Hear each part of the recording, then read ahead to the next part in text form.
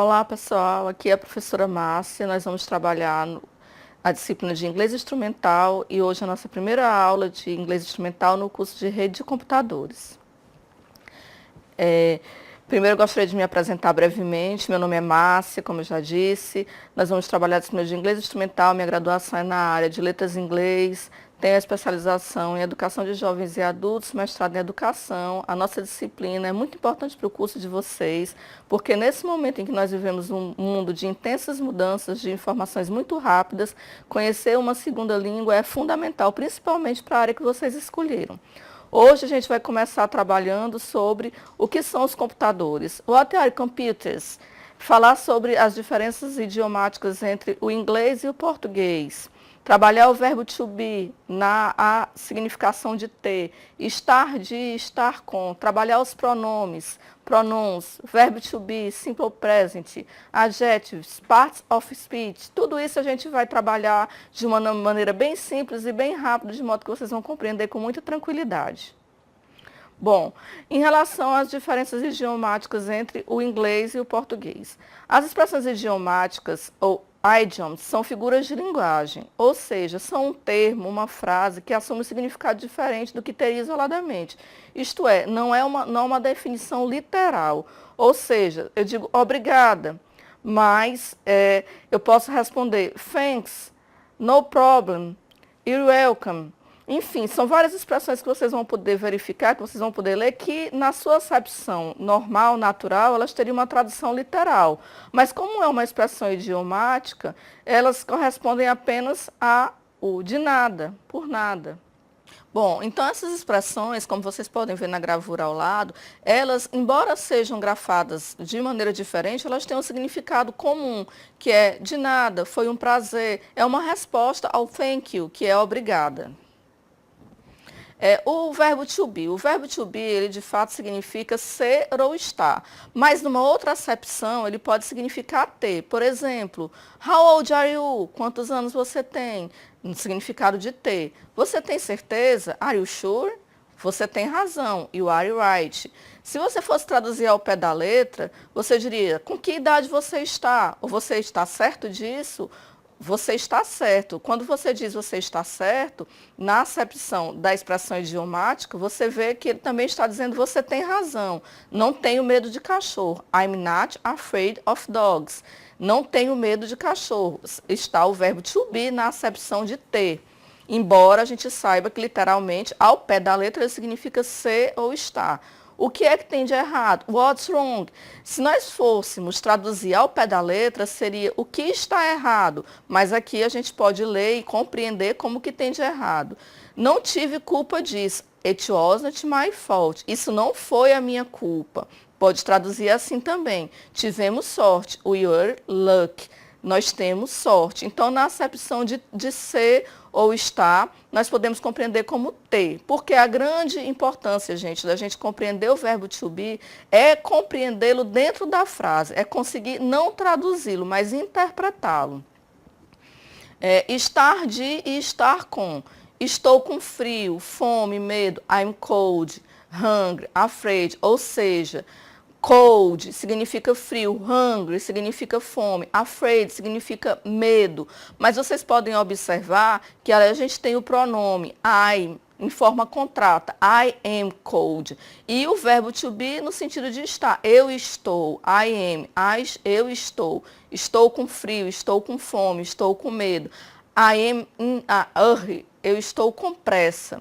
Estou com dor de cabeça. I have a headache. Vocês veem que ali a gente tem o verbo to have e não tem o verbo to be, no sentido de ser ou estar. Have significa ter, mas ele não está traduzido no sentido literal, ou seja, uma expressão. Ele está simplesmente de uma forma que você pode compreender. Estou com dor de cabeça. Na verdade, está escrito literalmente, eu tenho dor de cabeça. Está com defeito. It's out of order. Se nós fôssemos traduzir ao pé da letra, estaria escrito está fora de ordem. Mas como é uma expressão, a expressão significa estar com defeito. Lembra que a gente falou lá no início de expressão idiomática?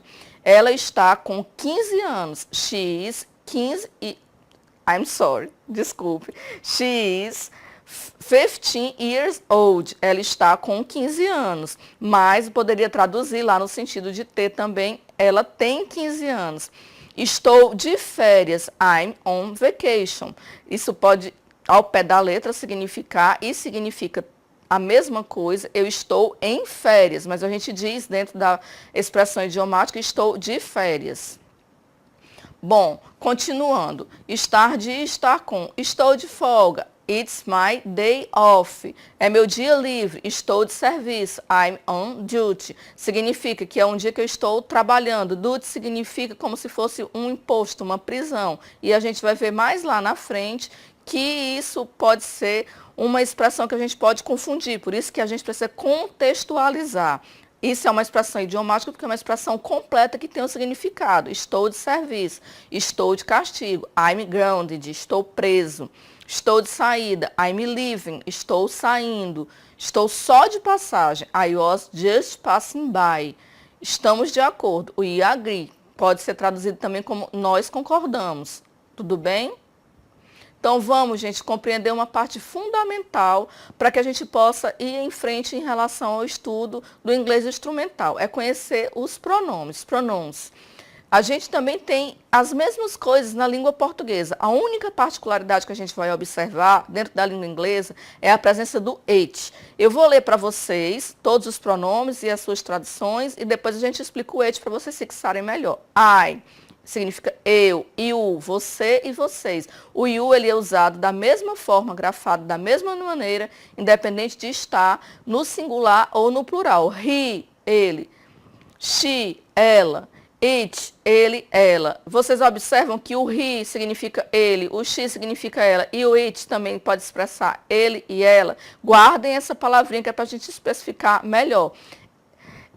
We, nós, they, eles. Então, quando a gente chega aqui no it, a gente observa que ele fala it is a table, isto é, uma mesa. Ou seja, o it, ele se refere a coisas e animais. Em relação aos demais pronomes, é direcionado a pessoas. Então, quando ele fala I, eu, e coloca na frente I am a singer, ele coloca eu sou um cantor. Então, ele está falando de si e é uma pessoa. Ele fala, you, você, vocês, you are a student. Vocês são estudantes, mais uma vez se referindo à pessoa. He is a teacher. Ele é um professor. Mais uma vez, vocês observam que está o sujeito e é uma pessoa. Então, she is a nurse. Ela é uma enfermeira.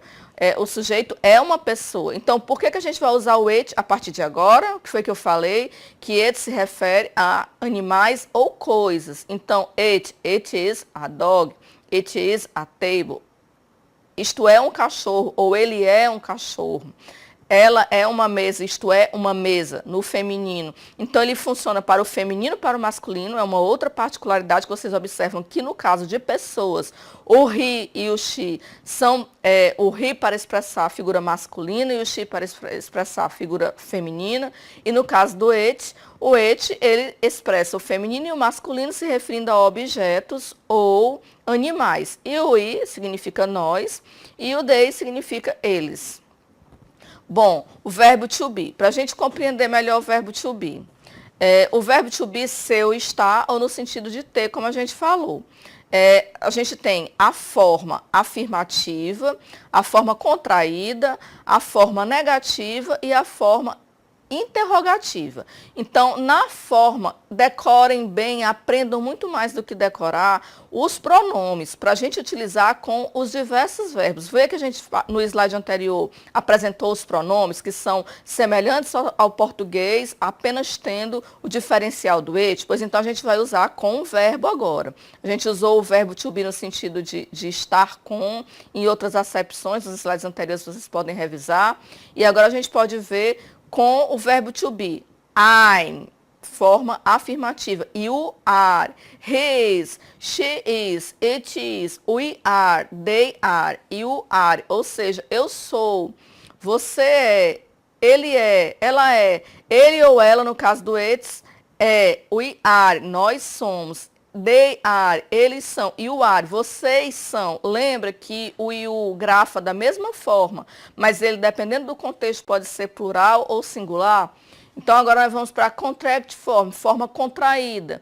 Você vai colocar um apóstrofo e vai reduzir. I'm, you, his, she's, its, were, they, your. Aprendam, gente, a pronunciar. Vocês podem, uma dica que eu dou, coloquem, vocês todos já sabem utilizar as ferramentas tecnológicas, entrem no Google e vão na parte de ouvir, porque a fala do nativo, daquele que nasceu naquele local em que a língua nativa, em que a língua mãe é o inglês, a pronúncia muitas vezes é mais rápida que a nossa, e a gente, algumas vezes, principalmente no início, nós temos dificuldade, inclusive, de identificar as falas pela rapidez com que eles falam. Então, vamos para a negative form. I am not. Você vê que você acrescenta a partícula not. You are not. He is not. She is not. It is not. We are not. They are not. You are not. Ou seja, você está negando. Eu não sou. Você não é. Ele não é. Ela não é. Ele ou ela, no caso do it, não é. We are not, nós não somos. They are not, eles não são. You are not, vocês não são. Mais uma vez, reforçando a questão do you grafado da mesma forma e a depender do contexto, sendo plural ou singular. Vamos para interrogative form. Am I? Você vê que inverte a posição do pronome, você coloca o verbo na frente antes e coloca o pronome depois. Am I? Are you? Is he? Is she? Is it? Are we? Are they? Are you? Gente, uma observação que parece simples e desnecessária, mas que muitas vezes a gente incorre no erro, ou seja, a gente cai no erro de inverter e não colocar o ponto de interrogação. O ponto de interrogação é que vai definir a pergunta. Ah, professora, mas isso é tão simples. É, mas às vezes a gente erra numa atividade, numa prova e às vezes até numa seleção. Então não adianta somente inverter. Para que a forma interrogativa esteja completa, é necessário que você coloque o ponto de interrogação. Bom, gente, a gente está trabalhando para chegar nas partes do discurso, nós estamos falando com algo que vocês já conhecem dentro da língua portuguesa, são as classes gramaticais. A gente agora vai trabalhar com os adjectives. Adjectives don't have plural, ou seja, uma dica importante que vocês precisam gravar. Os adjetivos não têm plural. Os adjetivos, como a gente aprende no português, são aquelas palavras que dão características aos substantivos. Enquanto os substantivos nomeiam, os adjetivos vêm e dão características específicas. Sweet dream, sweet dreams. Você consegue identificar, pense, elabore mentalmente bem quem é o adjetivo. Quem foi que não flexionou? Ou seja, quem foi que não teve plural? Sweet. Então, sweet dream, sonho, doce sonho, sonho doce. Na frente a gente vê sweet dreams, ou seja, o que flexionou? Dreams. Quem flexionou foi o substantivo. O adjetivo continua sem flexionar, ou seja, continua no singular. Adjectives don't change according to the gender. O que isso quer dizer? Os adjetivos eles não se alteram de acordo com o gênero. Strong man, strong woman, ou seja, homem forte, mulher forte. Adjectives usually come before the noun. Os adjetivos usualmente vêm antes do substantivo. I have sweet dreams. He's a strong man. Observem que nós temos 3 classes de palavras aí. Nós temos o verbo, nós temos que é have, nós temos o adjetivo, que é o sweet, e nós temos dreams, que é sonhos. Então, você observa que o adjetivo não flexionou. Vamos para as partes do discurso, que era o que a gente estava falando. A gente falou dos adjetivos, a gente falou dos pronomes, pode falar dos advérbios agora, falou dos verbos, falou dos substantivos, os adjetivos, as interjeições, as preposições. Gente, todas essas partes do discurso, elas são interessantes para a gente compreender o texto, porque cada uma tem uma função. O verbo, ele indica movimento, o substantivo, ele nomeia as coisas, o pronome, ele vai definir as pessoas, a interjeição, ela vai colocar uma exclamação, ela vai falar de um sentimento, a preposição vai fazer a ligação. Então, tudo isso é importante que vocês observem nesse slide para que vocês possam compreender dentro do texto. Aqui a gente vai fazer algumas observações sobre estratégias de leituras. What can you do with computers? Isso é uma perguntinha. O que você pode fazer com os computadores? Usando os computadores, a gente vai ter um texto, uma atividade, que o título é esse. What can you do with computers? Para que vocês possam identificar algumas palavrinhas dentro daquilo que a gente estudou. Clues for reading of text. São algumas pistas para que vocês possam ler um texto, compreender um texto, ainda que vocês não tenham não conheçam todas as palavras. Reading strategies. O que são reading strategies? São estratégias de leitura. What can you do with computers? É o texto que a gente vai trabalhar depois. Bom, clues for reading of text. As pistas para ler os textos. Bom, a leitura, gente, não é um processo apenas de decodificar palavra por palavra, porque se assim fosse, bastava que a gente usasse um dicionário. E as palavras não precisavam estar contextualizadas nem inseridas num texto completo. A gente vê que tem essas duas senhorinhas, para vocês poderem observar, que uma está ajudando a outra a utilizar uma máquina eletrônica. A outra pergunta para a outra como é que ela faz para usar, que é para ler o código de barras. Olha como é que a outra lê o código de barras. Ela foi dando as cores, os tamanhos, a largura, ela foi identificando o desenho. Contudo, ela não fez a leitura necessária para que atendesse a necessidade da coleguinha dela. Então, muitas vezes a gente não compreende um texto porque a gente vê as partes isoladas do texto e não junta. É por isso que a gente precisa conhecer as estratégias. Bom, e também algo que ajuda muito são as palavras cognatas. O que são as palavras cognatas? São aquelas palavras que, além de elas serem escritas de uma maneira parecida nas duas línguas, elas também têm o mesmo significado. Só que a gente tem que prestar atenção num detalhe muito importante. Tem algumas palavras que são os falsos cognatas que eles têm um significado totalmente diferente, embora eles tenham uma grafia semelhante. A gente, por exemplo, tem aqui bond. Significa, na língua inglesa, ação, título, obrigação. No português, alguém sabe o que é um bond? Alguém sabe o que significa? É algo totalmente diferente do que a gente tem no inglês. Então, esses detalhes são muito importantes para a gente poder compreender o texto no geral, porque já que a gente vai tratar de estratégias de leitura, é importante que a gente conheça como fazer isso de uma forma que otimize o nosso tempo, que faça a gente compreender o texto, mesmo que a gente não tenha compreensão de palavra por palavra. Bom, uma das estratégias é procurar o significado geral do texto, isto é, do que o texto trata. Por exemplo, quando a gente vai tratar desse texto que pergunta o que fazem os computadores, a gente já tem um indicativo, a gente já sabe o que a gente vai procurar. E aí a gente vai começar a fazer a filtragem das informações mais relevantes. Por exemplo, quando encontrar uma palavra desconhecida, a gente não deve se preocupar imediatamente com o significado, de ficar catando por palavra. O primeiro passo é ver se a palavra é ou não importante para a compreensão do texto, porque às vezes ela nem é tão importante e a gente fica perdendo tempo preso àquela palavra e não dá continuidade à leitura, justamente porque acha que aquilo dali é fundamental sem que seja. Então, é importante a gente observar as palavras repetidas. Aquelas palavras que aparecem várias vezes no texto. Isso é um indicativo muito forte de relevância, ou seja, um indicativo de importância da presença daquela palavra no texto. Ela vai nos reportar, ela vai nos levar à compreensão daquele texto. Porque se ela está ali várias vezes é porque ela tem relevância, ela tem importância. Outra forma da gente observar se aquela palavra é importante é se ela está em negrito ou itálico. Porque essas palavras, elas estão, de fato, falando do assunto do texto. Então, a gente precisa estar atento a elas. Outra coisa importante é a gente ver se a palavra está associada a um título, a uma ilustração, uma figura, porque isso também indica relevância, indica importância.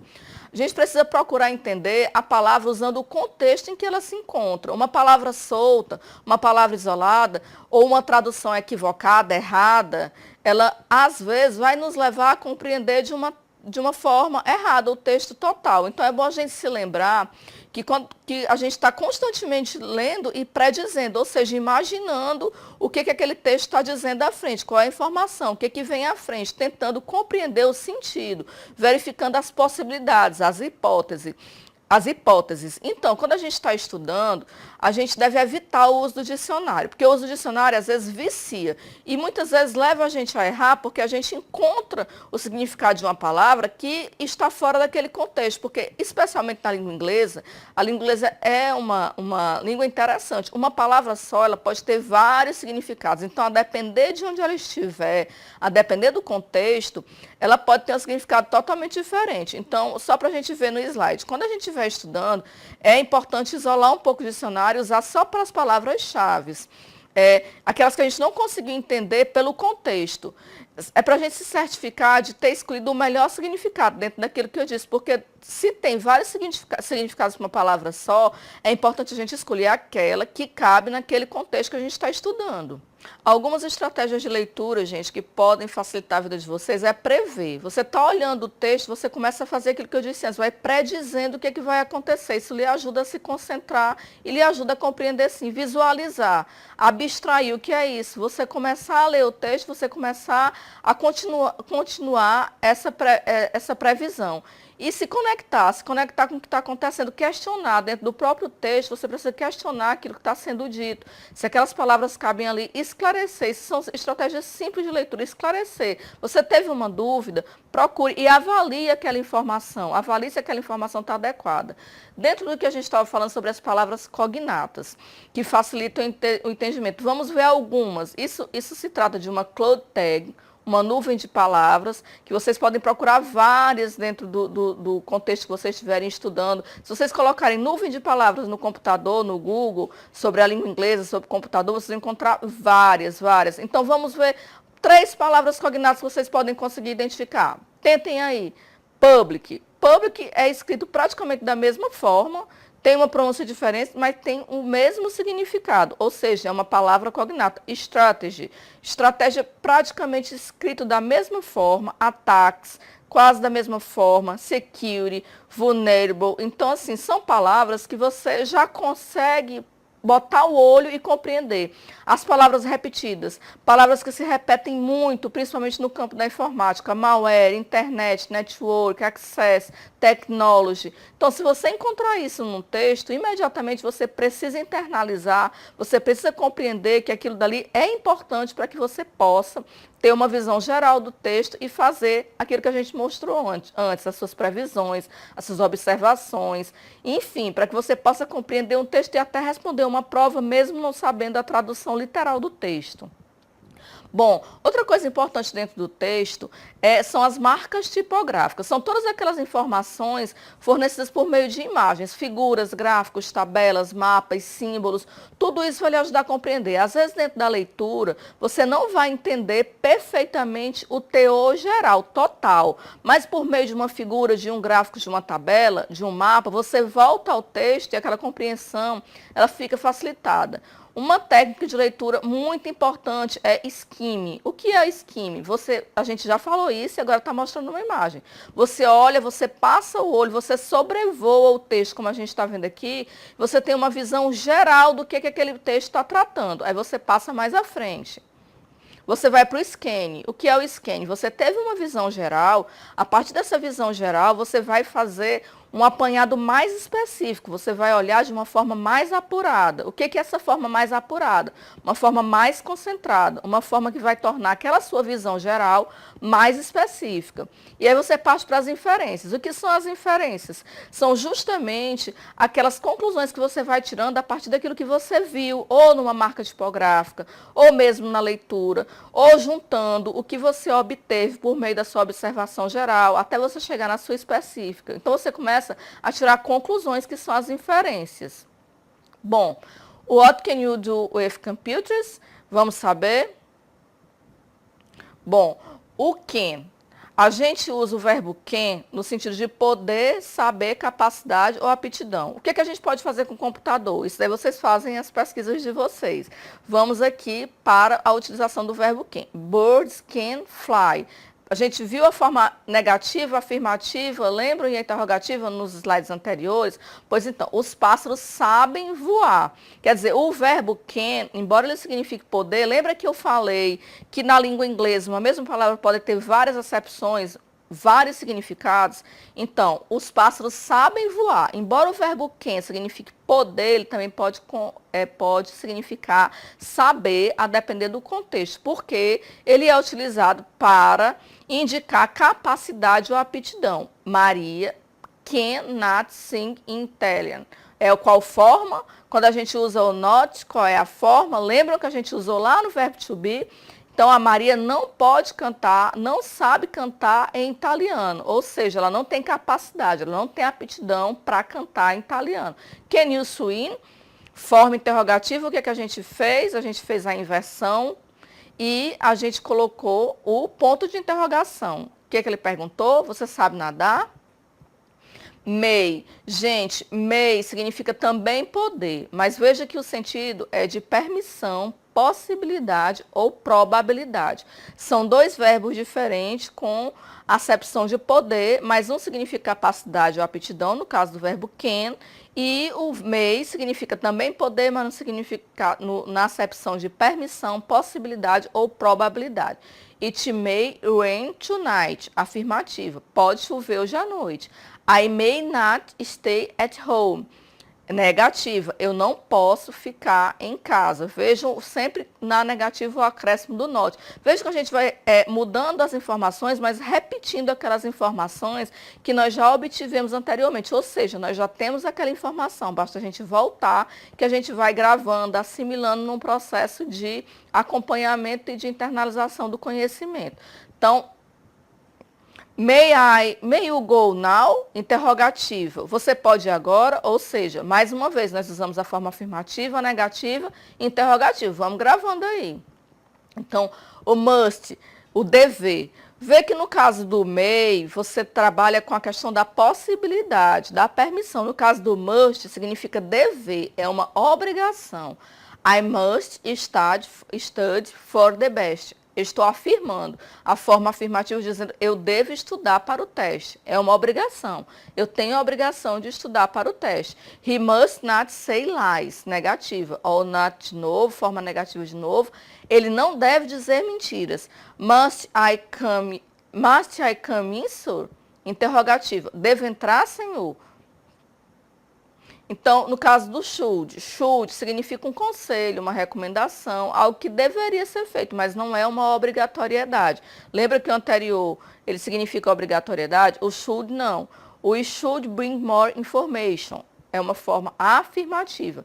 Nós deveríamos trazer mais informação. E o should not spend money, negativo. Vocês não deveriam gastar dinheiro. Should I tell the truth? Interrogativa. Eu deveria contar a verdade? Todas essas formas, gente, a gente vai gravando a partir até mesmo do uso. Então, é importante que, após observar esses slides, a gente possa construir pequenas frases, procurar pequenos textos e identificar essas palavras, os verbos, porque são os verbos mais comuns utilizados na língua inglesa. Então, para resumir, gente, o que a gente viu nessa aula? A gente viu as estratégias de leitura que vão facilitar as nossas próximas aulas, no sentido de que vocês vão compreender o que está escrito. Primeiro, é muito importante conhecer os pronomes, é importante conhecer as formas negativa, afirmativa, e interrogativa para a gente identificar no texto. As figuras tipográficas, a gente tem um olhar atento para tudo aquilo que é apresentado para nós. E dentro das estratégias de leitura, qual é scanning? Alguém lembra o que é scanning? Scanning é uma visão geral, distanciada. E skimming? O que é skimming? Skimming é uma visão mais apurada. Então, quais são as marcas tipográficas? São as informações não verbais, não está escrito, mas por meio de imagem. Quais são os cognatos? Qual é o perigo dos cognatos? Gente, os cognatos são aquelas palavras que são grafadas de forma semelhante e têm o mesmo significado numa língua e na outra língua, mas aí tem o perigoso falso cognata, aquele que é escrito de uma forma semelhante, contudo tem um outro significado. As palavras repetidas, gente, para que as palavras repetidas servem? As palavras repetidas, elas têm a grande importância de nos mostrar que são importantes no texto, que elas são importantes para a gente ter a compreensão geral do texto e que, inclusive, por meio delas, a gente pode abrir mão até de saber todas as palavras, porque a gente vai compreender o texto. E a inferência contextual, as predições, a gente vai começando, a partir daquelas dados, daquelas informações que a gente reuniu, a gente vai começando a fazer inferências, afirmações. E o conhecimento prévio, que é isso que a gente está tendo agora, é muito importante, porque agora quando a gente pegar um texto, a gente já vai fazer a utilização das estratégias de leitura, já vai conhecer os verbos mais usuais, as formas mais utilizadas e os pronomes que são fundamentais. Bom, para quem quiser se informar mais, a gente pode entrar nesse site e ver vários aplicativos educacionais. E uma dica que eu dou para vocês é o Duolingo. O Duolingo é um aplicativo do uso do inglês que ele vai do básico até o mais avançado. Hoje, graças a Deus, todo mundo tem um celular, todo mundo tem internet. Baixa o Duolingo e começa a treinar. Começa a treinar e dentro desse site tem outros aplicativos que vocês também podem usar. Gente, essa foi nossa aula de hoje, eu espero ter sido útil. Brevemente nós teremos nossos encontros presenciais, em que a gente vai poder tirar dúvidas, mas também não deixem de acessar a plataforma, vejam e revejam as aulas mais de uma vez, não fiquem presos somente a esses slides. Pesquisem, tenham curiosidade, a língua inglesa é riquíssima. Muitas vezes os alunos perguntam, mas para que eu vou estudar inglês? Muito mais do que para ter uma profissão, isso facilita e deixa também para o lazer, para vocês verem séries, para vocês verem filmes, vejam vídeos no YouTube na língua inglesa e sem legenda, para vocês treinarem os ouvidos. Essa é a dica de hoje. Muito obrigada. Um abraço.